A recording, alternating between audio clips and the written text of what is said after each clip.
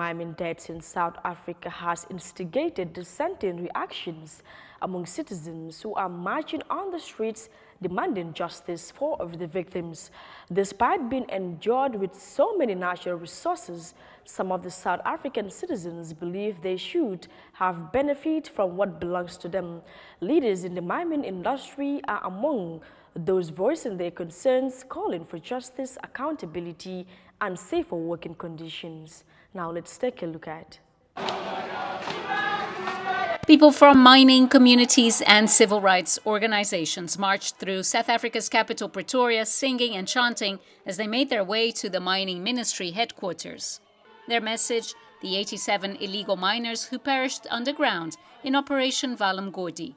The state's crackdown on illicit mining must not be forgotten. It cannot be acceptable 30 years into democracy that so many black lives can be lost with impunity.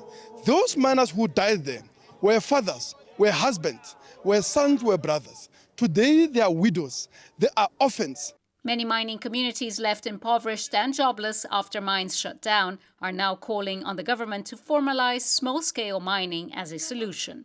I want the government to make it legal.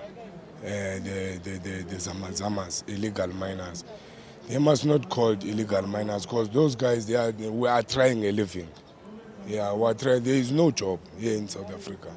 There is no job, so that's why we ended up going there. We have so much minerals in this country, but the citizens here, they are not benefiting.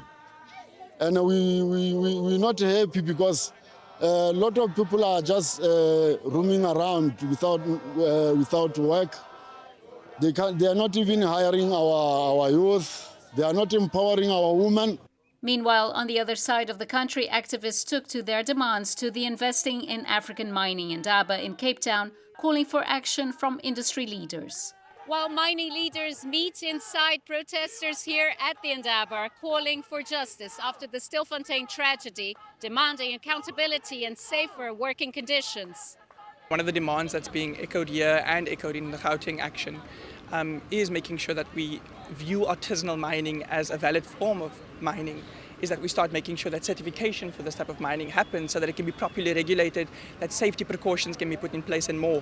But Mining Minister Gwede Matashe says those involving themselves in illegal mining are fully aware of the risks involved. My own view is that if you take a voluntary step to go to a dangerous place, it can't be a humanitarian case. You have voluntarily entered a dangerous place, and the consequence of entering a dangerous place is that you get injured and sometimes die. So it's like committing suicide.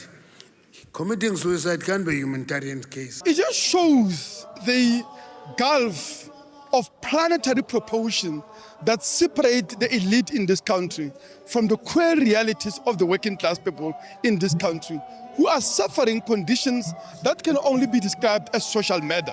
Despite ongoing state crackdowns on illegal mining, the problem still persists, costing South Africa's mining industry an estimated $500 million a year.